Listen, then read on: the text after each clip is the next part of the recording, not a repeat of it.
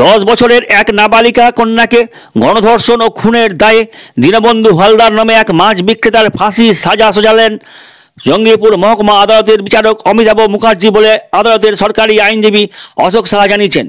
একই ঘটনায় অন্যজন শুভ হালদারের যাবজ্জীবন কারাদণ্ডের আদেশ দিয়েছেন আদালতের বিচারক বলে জানা গেছে।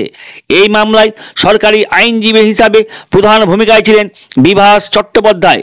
রায়দান শেষ হলে বিভাসবাবু সংবাদ মাধ্যমের ক্যামেরার সামনে বিচারকের রায়ে সন্তোষ প্রকাশ করেন।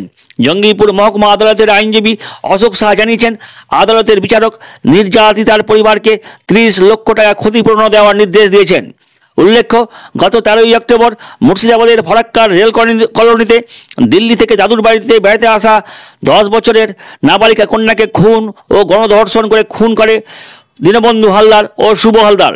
ঘটনার পরদিনেই পুলিশের হাতে গ্রেপ্তার হয় দীনবন্ধু হালদার। তাকে পুলিশি জিজ্ঞাসাবাদে নাম উঠেছে শুভ হালদার।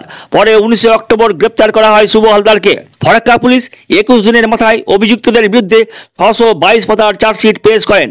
গত 11ই নভেম্বর জঙ্গিপুর মহকুমা আদালতের বিচারক অমিতাভ মুখার্জির আদালতে এই মামলার বিচার প্রক্রিয়া শুরু হয়। আদালতে এই মামলাতে মোট 31 জন ব্যক্তি সাক্ষ্য দান করেন। মাত্র 52 দিনের মাথায় সাক্ষ্য গ্রহণ শেষ হয়।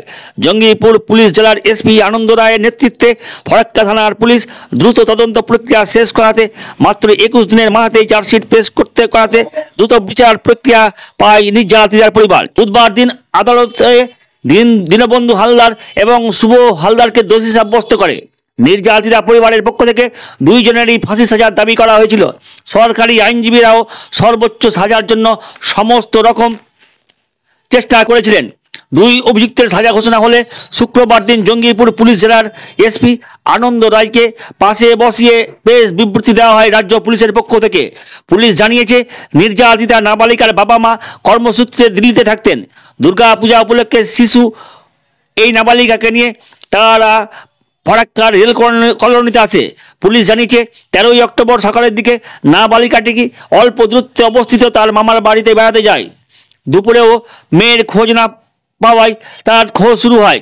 এরপরে জানা যায়, মেয়েটিকে ফুল দেওয়ার আশ্বাস দিয়ে দীনবন্ধু হালদার নামে এক ব্যক্তি তার বাড়িতে ডেকে নিয়ে যায়। নির্যাতিতার পরিবারের সদস্যরা দীনবন্ধুকে তার মেয়ের বিষয়ে জানতে চাইলে প্রথমত সে ঘরের ভেতর থেকে জানায় কেউ তার বাড়িতে আসেনি। এরপরে বহু মানুষ মিলে চাপ সৃষ্টি করলে দীনবন্ধু হালদার দরজা খুলতে বাধ্য হয়। এরপরে তার ঘর থেকে একটি হলুদ রঙের ব্যাগ থেকে উদ্ধার হয় নাবালিকা নির্যাতিতার মরদেহ। পুলিশের বক্তব্য, এক মহিলার কাছ থেকে জানতে পারা যায় বাচ্চা মেয়েটিকে নিয়ে নিজের বাড়িতে ঢোকে দীনবন্ধু হালদার। একই বাড়িতে ঢোকে শুভ হালদার নামে অন্যজন। পুলিশ জানিয়েছে, এই খুনের তদন্তে ড্রোন ক্যামেরা সহ অত্যাধুনিক প্রযুক্তি ব্যবহার করা হয়েছিল। ময়না তদন্তের রিপোর্টে জানা গেছে, নাবালিকাকে প্রথমে গণধর্ষণ করে গলায় কাপড় পেঁচিয়ে খুন করা হয়। মারা যাওয়ার পরেও মেয়েটিকে একাধিকবার ধর্ষণ করে নৃশংস এই পশুরা। পুলিশি তদন্তে উঠে এসেছে, গণধর্ষণ করে খুনের পরে রাতের আঁধারে নাবালিকার মৃতদেহটি জঙ্গলে ফেলে দেওয়ার পরিকল্পনা করেছিল দীনবন্ধু হালদার ও শুভ হালদার। অপরাধীদের বিকৃত যৌন লালসা তদন্তকারীদের হতবাক করে দেয় বলে পুলিশ জানিয়েছে। দ্রুত তদন্ত প্রক্রিয়া শেষ করাতে অপরাধীদের মোবাইল ফোনের টাওয়ার লোকেশনও কাজে লাগানো হয়। আমাদের এই ক্রাইমটা বড় হিনিয়াস, মানে এতটাই হিনিয়াস যে সকালে হিয়ারিংয়ের সময় আমি বলেছিলাম যে শুধুমাত্র ভ্যাজাইনাল ফোর্সফুল ইন্টারকোর্স না, পেনাল ফোর্সফুল ইন্টারকোর্স হয়।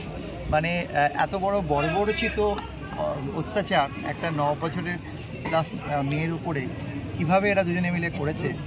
এবং তারপর বডিটাকে প্রথমে এদের মুখে কাপড় গুঁজেই পুরো ক্রাইমটা করে, তারপর একে রেপ করার পর তারপর মার্ডার করে। মার্ডারটা একেবারে স্ট্র্যাঙ্গুলেশন বাই লিগেচার, গলায় ফাঁস দিয়ে মেরেছে, হাত দিয়ে চেপে মেরেছে, আবার মুখটা চেপে স্মোদারিং করে মেরেছে। প্রত্যেকটার মেডিকেল এভিডেন্স আছে, মানে যত রকমভাবে কনফার্ম করেছে মৃত্যুটা। এবং মৃত্যুর পরেও এরা রেপের অ্যাটেম্প করছে, যেটা সবচেয়ে হিনিয়াসতম আমাদের ক্রাইমের মধ্যে পড়ে। এবং তারপর বডিটাকে লুকিয়ে ফেলার জন্য একটা বস্তার মধ্যে পড়ে এবং সেটা বডিটা বস্তা সমেত সন্ধ্যেবেলায় ফেলার জন্য এদের প্ল্যান ছিল। তো আলটিমেটলি বাড়ির লোক প্রথমবার যখন যায়, দ্বিতীয়বার যখন যায় ও কিছুতেই ডিসক্লোজ করেনি। তৃতীয়বারের পর যখন ওর ঘরের তালা ভাঙা হয় তখন বস্তা ভিতর থেকে হলুদ রঙের বস্তা যেটা আলনার নিচে রাখা ছিল তার ভিতর থেকে বডিটা বেরিয়ে আসে এবং মেয়েটিকে পুরো জড়োথড়ো করে বডিটাকে কুটিয়ে বস্তার মধ্যে জোর করে পোড়া হয় যাতে ও আলনার ওইটুকুনি জায়গার মধ্যে ফিট হয়। তো এটা একটা হিনিয়াসতম ক্রাইম। ইনভেস্টিগেশন হয়েছে প্রচুর টাইপের, আমরা 31 জন সাক্ষীকে আমি এক্সামিন করেছি এই মামলায়।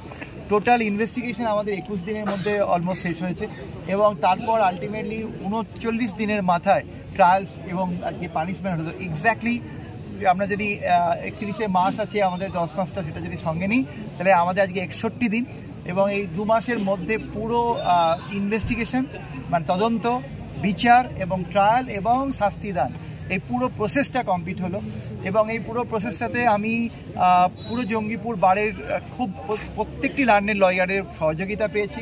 তা খুব ফাস্ট ট্রায়াল চলেছে দিনের পর দিন ধরে এবং আমার এইটা আর জয়নগর একসাথে চলেছে, একটু ট্রাভেলসাম ছিল জার্নি করাটা।